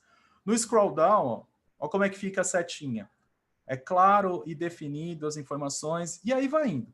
Aí, nas notícias, quando eu passo o mouse, fica sublinhado o item, a informação da notícia. Bom, vocês têm que passar o olho em tudo. Aqui no formulário temos um problema. Eu estou passando o mouse aqui e ele não está me dando nenhum indicativo visual. Agora, vamos testar com teclado tudo isso. A primeira navegação é com mouse. Então, eu faço um relatório. Normalmente, quando eu vou avaliar um site, eu faço um relatório navegação por mouse. Isso errado, isso acontece, falta mouse over, tal e tudo mais. Agora, teclado. Aí eu vou lá. Estou navegando por teclado aqui nos elementos. Então, eu estou vendo que ele está gerando algumas falhas aqui na bordinha, isso eu precisaria corrigir. Esse foco visível nos textos, ele está falhando em algumas partes. Isso é desenvolvimento, precisa ser corrigido. Lá no scroll down, ele está com clareza. Aí eu continuo a navegação. Então, ele vai destacando os itens e os textos de uma forma correta. Este formato que está aqui, inclusive, é exatamente o mesmo formato que deveria estar aqui em cima, que está com problema. Ó, eu estou no carrossel. Ele está cortando ali os itens do carrossel. Isso é problema de desenvolvimento, né? Aí eu vou voltar. Continuo navegando por teclado. tab. Aí eu cheguei nos itens das pessoas, né, que trabalham lá. Isso está perfeito, porque eu tô com o foco no elemento, ele está me trazendo texto ao mesmo tempo. Isso vai atender, inclusive, quando eu for testar com o leitor de telas, que ele vai me ler as informações. Então, isso está ok. Ó, eu tenho tipo um carrossel, mas isso não me atrapalha, porque eu continuo navegando pelos elementos na sequência. Agora, eu cheguei no formulário, que é para eu enviar aqui as informações para mim. Deixa eu voltar aqui o zoom, porque ele deu um crepezinho, que eu estou com a tela muito grande. Aí, Mas a bordinha estava azul e agora ficou preta? Isso é CSS, problema do desenvolvimento também. Então, quem montou o site, ele deve ter feito alguma coisa no CSS que, dependendo do link que você tá, aparece de uma cor e aparece de outra. Isso é o tipo de avaliação. Então, por exemplo, vamos supor que você estivesse construindo o site do Spotify, você estivesse testando e você tivesse percebido isso. Essa é a pergunta que você vai fazer para o designer e para o desenvolvedor. Por que em um lugar a bordinha está azul e por que em um lugar a bordinha está preta? Entendeu? Entendi. Aí, eu vou agora no formulário. Cheguei... peraí, vou voltar lá. Vou continuar aqui. Eu diminui um pouco o tamanho porque ele estava dando problema no zoom, tá? Ó, cheguei no formulário. Olha que interessante. Eu estou ali com um foco, ele está bem pequenininho, bem sutil. Eu tenho um placeholder, né? We save the spot for your mail. Aí ele está bem sutil, ele não me tá me dando um foco realmente no formulário. Não está claro o suficiente que eu estou focado neste elemento. E aí, se eu dou mais um tab, aí ele aparece o send ali, né? Que é a bordinha em volta do botão. E aí eu continuo a navegação. Neste caso, eu não daria 2 por 2 motivos. Primeiro, aquelas bordas lá, elas não estavam se completando lá no início, eu estava com um problema naquilo. E o formulário, que é um item fundamental, eu preciso ter clareza quando eu dou foco no formulário. Vou fazer um paralelo com o guia WCAG, que é a ferramenta lá que eu distribuo. Vou dar um zoom aqui. Ó, eu tenho o campo de formulário aqui, ó. Quando eu passo o mouse, ó como fica. Passo o mouse no formulário. E se eu for com teclado, ó, eu tô com foco e eu tenho uma bordinha em volta no elemento também. E aí os elementos... no meu caso, eu também fiz essa interaçãozinha, uma microanimação, né? Perceba que ele faz tipo um fechamento em cada foco que eu dou nos menus, ó. Ele tem uma microinteraçãozinha bem sutil. Depois vocês abram, e aí todos os elementos acontecem. Esse é um botão. Então, basicamente, esse foco visível por teclado, ele serve para isso, para eu dar clareza de onde eu estou, e eu tenho que ter esse contraste suficiente, que tem a ver também com a questão das cores que você comentou. Pode ser, eu não sei, preciso testar, mas pode ser até que o formulário do... Caramba, cadê o Spotify aqui agora? O formulário do Spotify pode ser até que tenha uma borda, mas a borda pode estar preta, né? Da forma como você comentou agora. Só que isso eu só vou conseguir avaliar mexendo no código, fuçando no CSS e tudo mais. Mas, enfim... Porque você está no mesmo lugar, né? O mesmo lugar que tinha borda azul ficou preta do nada. Você diz no mesmo... Aonde você diz? Outra coisa. Esses efeitos aqui que aparecem com o mouse... Isso não influencia em nada, tá, na acessibilidade. O que você pode fazer é até desabilitar esses efeitos de alguma forma, dar a opção para a pessoa desabilitar, mas perceba que, assim, eles fizeram uma brincadeirinha de quando eu passo o mouse, né, ele fica uma florzinha, e aí, para eu rodar, eu arrasto, né? Só que quando a pessoa usa o teclado, vocês viram que a interação é outra, né? A interação, ela é, tipo, assim, direta. Então, é isso que vocês têm que fazer. Se a pessoa navegar com o teclado, está funcionando de um jeito. Se a pessoa está navegando com o mouse, eu posso ter as minhas interações, animações. O problema é sempre a alternativa. Aí, você lembra qual que era o item que ficou igual? Azul e preto? Ou eu posso estar viajando, mas eu vi que as fotos, por exemplo, estavam... Porque Pode eu vi ter que sido. misturava bastante, assim, o preto com preto. Ah, tá. Pode ter sido algum gapzinho na hora que eu dei zoom aqui também, tá? Porque às vezes acontece quando você dá o zoom, ele dá pode ter gravado um cache de alguma coisa, enfim, alguma coisa Entendi. relacionada. Mas sim, é válido avaliar esse tipo de situação. Mas basicamente é isso com teclado. Todos os outros itens é tão importante quanto vocês avaliarem, tá?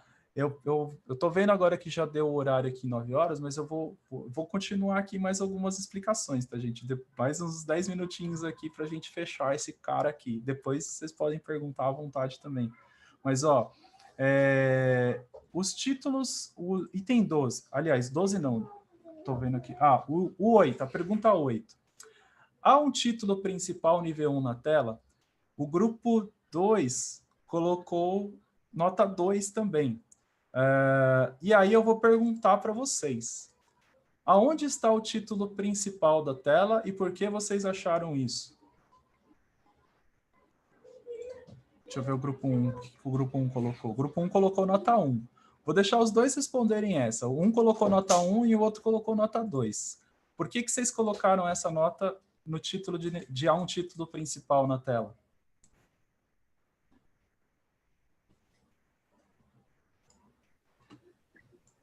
O nosso a gente pôs 1 porque tem umas horas que o título não fica muito claro. Tá. Então eu vou falar. E aí o 2, qual que foi o motivo? Que colocou nota 2. A gente foi o 2. Vocês estão muito bonzinhos, gente. A gente foi o grupo 2, Essa galera foi o 2. Não, Essa galera do 2 foi o 2. Lembra que a gente falou que... A gente colocou 2. Agora estão se Agora está aqui no conflito, Marlon. A gente colocou 2, foi até um comentário que o Virgílio fez. Vou botar o Virgílio agora. Agora a Virgílio explica. Virgílio bagunçando. Mas era por conta dos títulos mesmo, quando a gente começou a subir tudo. O Virgílio tá travado, não consegue nem se justificar, hein? Fly. Pior que ele te mandou pro grupo 1 e me levou pro grupo 2. Ele falou, poxa, Patrícia, você no grupo 2 junto comigo. Ele trocou a gente de lugar e eu nem ajudei muitos meninos, coitado. A gente entrou um pouco em conflito lá embaixo, porque meio que a gente achou, não sei porque que a gente pôs nota 2, a gente pôs errado, mas que, desculpa, gente, o caminhão tá passando aqui, que descendo ali, ele meio que tá o mesmo tamanho de fonte do título com o subtítulo. Um tá negrito e o outro não, só que o tamanho tá o mesmo. Aí a gente acabou entrando numa discussão, assim, um pouco mais extensa de que a outra fonte estava muito pequena, mas, enfim, a gente não achou que tá muito...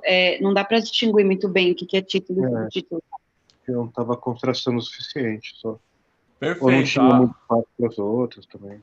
Você tocou no ponto... Vocês tocaram no ponto agora, que é onde eu queria chegar. Tipo assim, os títulos, eles costumam ser uma questão muito difícil de ser avaliada, porque vocês tiveram no geral, vocês tiveram uma percepção que a maioria das pessoas tem. Primeiro, o tamanho da fonte determinando se é um título principal de nível 1, se é um título secundário de nível 2, etc. Isso é a primeira coisa que tem que se desmistificar. Tamanho de fonte não determina se é um título de nível 1, se é um título de nível 2, se é um título de nível 3. Por quê? O tamanho de fonte é determinado através do estilo visual dos elementos. É o CSS. O Spotify, do jeito que vocês estão vendo aqui, hierarquicamente falando, ele seria isso aqui, ó. Esse é o Spotify sem CSS.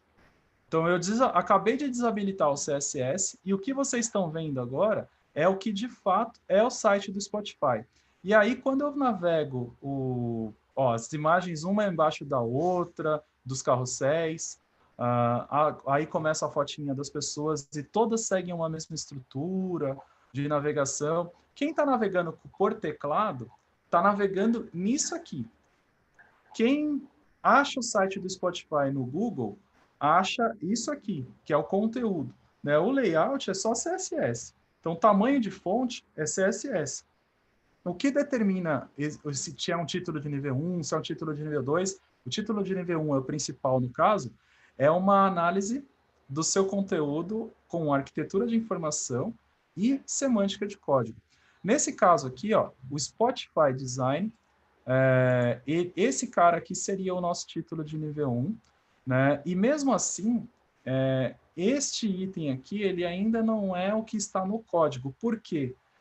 Eu estou fuçando aqui no código agora, numa outra janela, e eu acabei de achar o título de nível 1 com uma classe de CSS que está ocultando ele da tela. Ele está como um overflow hidden para ocultar. Olha o título aparecendo aqui, ó. Spotify Design. Eu vou usar o CSS para esconder este elemento da tela. Então, o que está acontecendo aqui na real? O título de nível 1 só é lido ou ouvido, nesse caso, por quem está utilizando um leitor de telas. Quem não está utilizando um leitor de telas, você não tem um título de nível 1 claro e definido. Isso acontece porque também eu estou falando de um portal que, teoricamente, é um portal de notícias. Nesse é o Spotify, mas é a equipe de design, mas eu não tenho um título de nível 1, porque o título de nível 1 é o conteúdo principal. Quando eu vou para uma matéria, por exemplo, eu vou clicar nessa primeira matéria aqui, ó, Design Data Science. Agora eu estou na página do Data Science, que é o artigo. Ó, agora eu tenho clareza. Este é o meu título de nível 1. Design Data Science Tools at Spotify, e aí você vai seguindo o seu conteúdo. Só por desencargo de consciência, eu vou ver como que está isso no código. Agora sim, ó, título de nível 1, H1, que é exatamente o mesmo que está aqui, que é o que eu estou marcando. Agora, naquela tela anterior, eu não tenho título de nível 1 claro e definido, por quê? Como eu vou dar peso a um título de nível 1 a um portal de notícias? Isso acontece numa Globo.com, isso acontece no UOL.com, ou qualquer site em que eu tenha várias notícias, porque eu não tenho uma notícia que determina o meu conteúdo principal. Então, qual que é o título de nível 1 aqui? No caso do Spotify, está oculto, através de uma técnica de CSS, ocultando o elemento. Se eu desabilitar o CSS, tá ali, ó, Spotify Design, aí aparece esse cara aqui. Esse é o tipo de coisa que você só consegue avaliar conhecendo tecnicamente essas informações, para você avaliar a arquitetura, semântica, e não é simplesmente definido pela característica da fonte ser maior ou menor. Isso é um dos maiores problemas que eu vejo os designers confundindo no geral com relação a isso.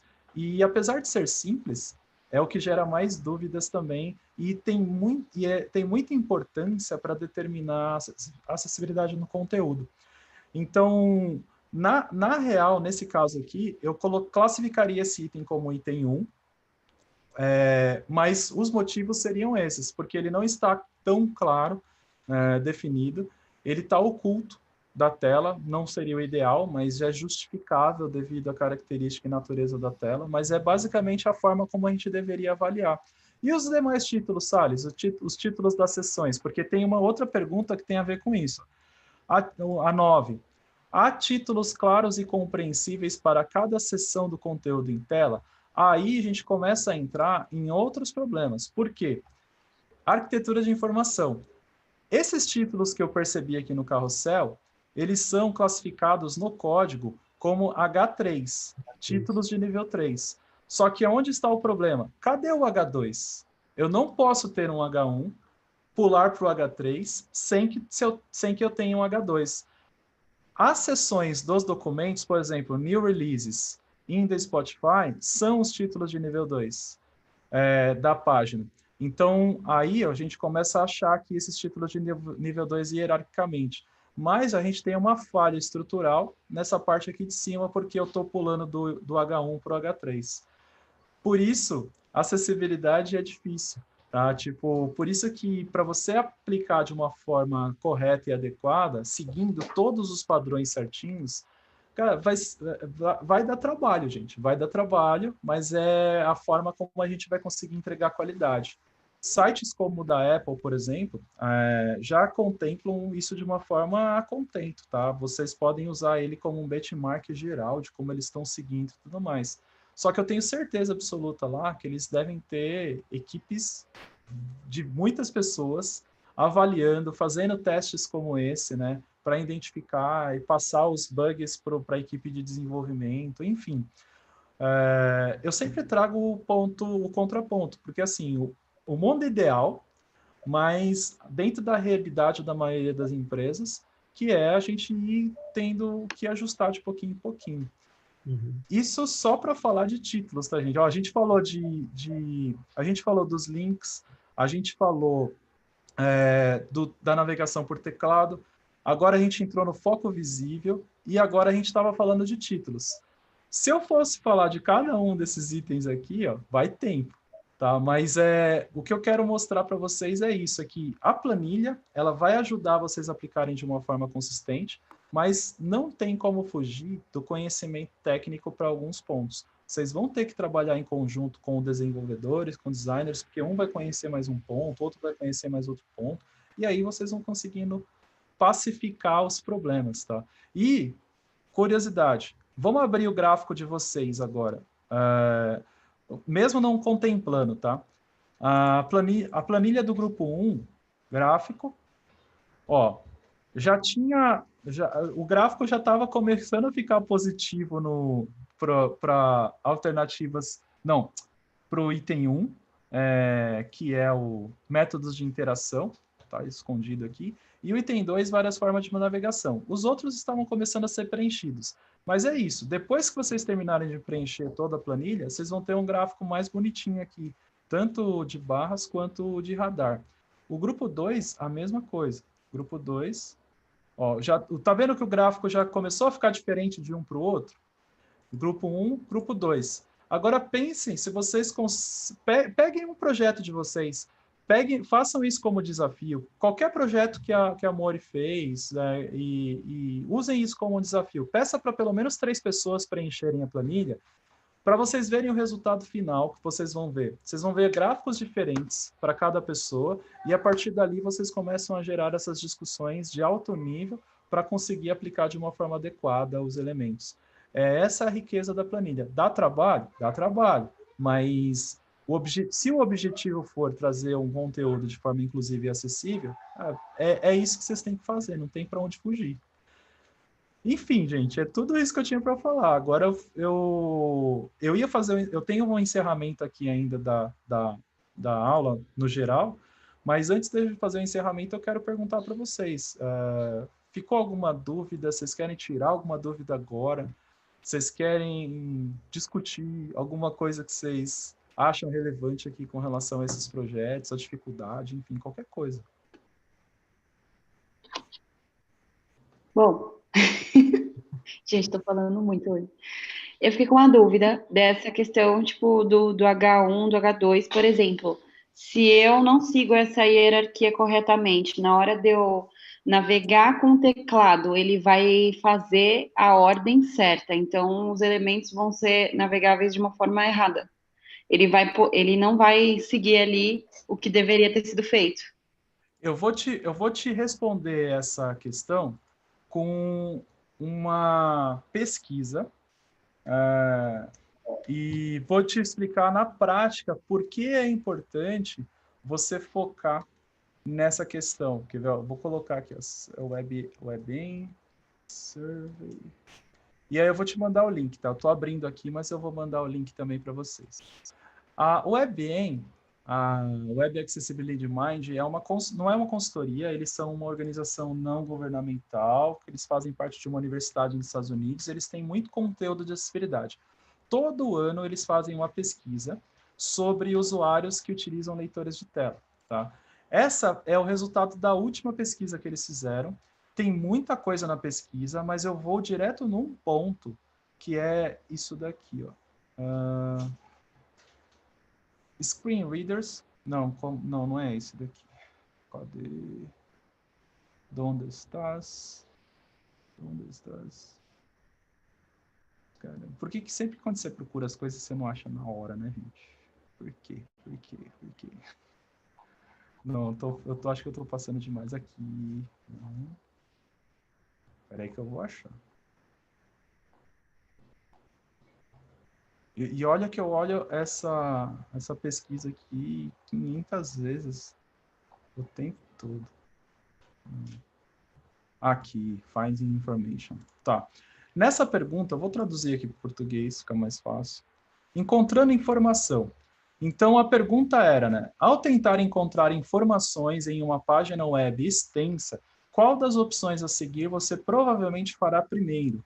Olha aqui, ó, quase 70% das pessoas navega pelos cabeçalhos da página.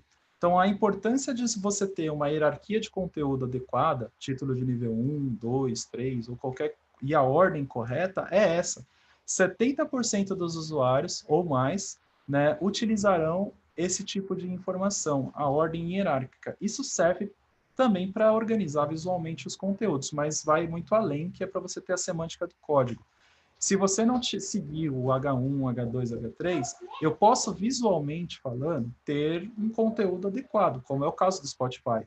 Mas para quem usa o leitor de telas e só ouve a informação, vai ser prejudicado nesse sentido.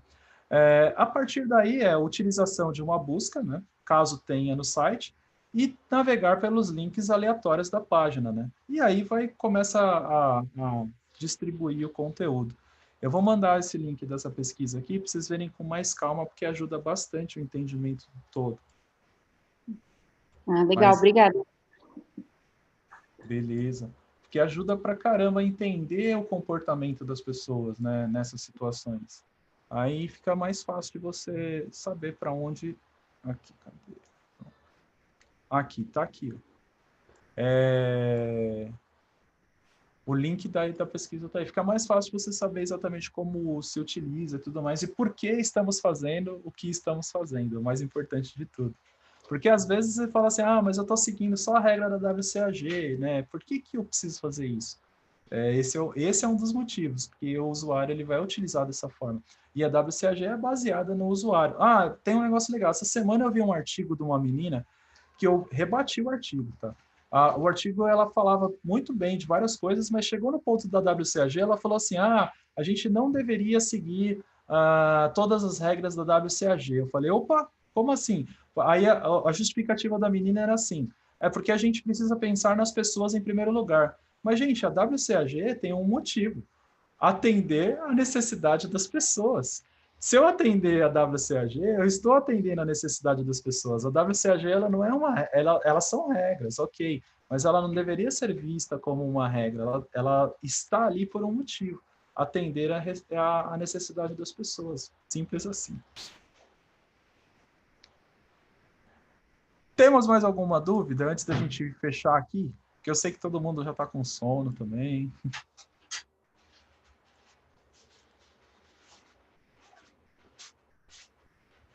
Bom, então o resultado final, né, Marcelo? Time 1 campeão, é isso?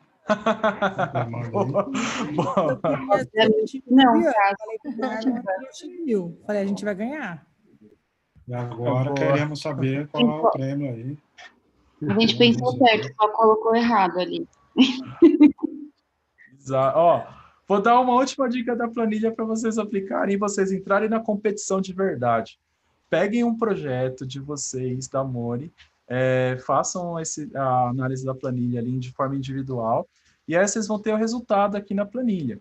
E aqui embaixo, aqui na parte de baixo, tem essas informações. Que, se a nota final for abaixo de 50, né, há significativos avanços para vocês fazerem. Se a nota ficar entre 50 e 65, está passando de ano, mas raspando. Acima de 65, está uma nota boa. A nota máxima é 104, como eu falei para vocês, é impossível. Qualquer projeto é literalmente impossível. Qualquer projeto atender tudo nota 2, tudo nota 2. Mas pode ser que, sei lá, alguém consiga fazer alguma coisa parecida. Mas o importante é isso. Se vocês tiverem uma nota acima de 65, já está ótimo. No geral, os projetos que eu venho fazendo testes, né, ficam na média de 30, 35. Tem que tomar cuidado com os falsos positivos. Por exemplo, vocês viram que o grupo 2 estava super otimista. Meteu uma nota 2 e em 2 itens que não necessariamente era nota 2. Por isso que é importante, né? Tô brincando, gente, tá? Mas por isso que é importante cada... É por isso que é importante a análise, né, ser feita de forma individual e depois vocês pegarem resultados de todo mundo. Porque cada um tem uma percepção diferente das informações. E aí a riqueza da planilha está aí, tá? Não é uma pessoa avaliar, é mais de 1, 2, 3 pessoas, e aí vai indo. Ó, para a gente finalizar aqui, só para dar o recado final e também tirar alguma última dúvida que vocês tenham, é o seguinte: vocês têm que pensar sempre que a habilidade das pessoas a habilidade ela tem a ver com a capacidade funcional que elas têm de executar determinada tarefa ou função num projeto. A barreira nunca vai ser a pessoa. A barreira ela sempre vai ser criada pelo produto ou serviço que ela está criando, tá? Então, a deficiência nesse caso é um conflito entre a habilidade que a pessoa tem para executar alguma coisa e a barreira que ela enfrenta para entender alguma coisa ou para usar alguma coisa. Nós, como criadores de projetos digitais, né, produteiros, como vocês quiserem chamar, temos um papel muito importante que é eliminar as barreiras criadas. E essa barreira pode ser de comunicação, pode ser de uso, pode ser de funcionalidade, pode ser qualquer tipo de barreira. O que vocês precisam ter em mente é que a barreira nunca vai ser a pessoa. O problema nunca é o usuário. O problema é o produto que ela está usando, que não se adequa ao comportamento de uso dela. Então, cabe a quem está projetando aquele produto resolver e eliminar essas barreiras. A frase que eu encerro a apresentação no geral é da Leone Watson, que é uma das maiores referências de acessibilidade no mundo. Ela tem um histórico também assim interessante, que ela se tornou cega no decorrer da vida por conta de diabetes e uma série de questões. Hoje ela é essa referência e ela tem essa frase que eu extraí de uma entrevista dela. Se você quer um conselho, eu diria para você pensar na qualidade das coisas que você está projetando. Queremos que as pessoas usem nossos sites e aplicativos, então crie projetos com os quais você se importa. Dar a mínima atenção para o que você está construindo e para quem está construindo é tudo sobre o que significa acessibilidade. Essa mensagem final. Sempre que alguém falar de acessibilidade, esqueçam os vieses, esqueçam os estereótipos. A gente não está falando de algo focado exclusivamente para pessoas com deficiência. A gente está falando de aumentar e trazer qualidade para o meu produto ou serviço como um todo. E de pouquinho em pouquinho vocês vão assimilando isso cada vez mais, nem que sejam através de uma navegação por teclado, que eu sei que agora vocês vão fazer todo dia isso. Era isso que eu tinha para apresentar a gente aqui, eu espero que tenha sido proveitoso. Eu fico disponível para outras dúvidas que vocês têm. Esse material eu vou mandar para a Flávia, que é o segundo dia aqui da apresentação. E se vocês aplicarem nos projetos aí, como eu falei, nem que seja num primeiro, e quiserem depois trocar uma ideia comigo com relação aos resultados que vocês tiveram, também fique à vontade, fico disponível para vocês. É isso, gente. Marcelo, super obrigada. As aulas foram ótimas. O conteúdo é muito bom, você é muito didático, acho que foi bem produtivo para o time. Espero que todos tenham curtido também, aproveitado bastante. Obrigada. Perfeito, gente. Eu que agradeço demais, Flávia, novamente o convite. Né? E eu espero realmente que vocês apliquem isso aí no dia a dia dos projetos, tá, gente? Não fique só na conversa, não. Sim, sim. É muito válido e é muito, muito bacana levar isso para o dia a dia do cliente, né? Espero que todo mundo consiga aplicar isso aí nos projetos, né? É difícil, já deixo claro para todo mundo, não vai ser fácil, é uma mudança diária. Se hoje eu compreendo bem diversos aspectos que eu apresentei para vocês nesses 2 dias de aula, é muito devido à minha aplicação prática no dia a dia. Tipo, não é só estudar, né? Estudar é legal e é necessário, mas se você não aplicar no dia a dia, não tem como você assimilar essas questões. Então, a aplicação é fundamental para vocês conseguirem assimilar, senão não vai ser muito difícil mesmo. Muito bem, obrigada. É isso, gente. Obrigado. Então, boa noite. Marcelo. Um abraço. E o material eu mando já para a Flávia aqui. Boa noite. Combinado, compartilho com todo mundo. Nossa, muito obrigada. Valeu, gente. Tchau, gente. Obrigado, viu? Obrigada.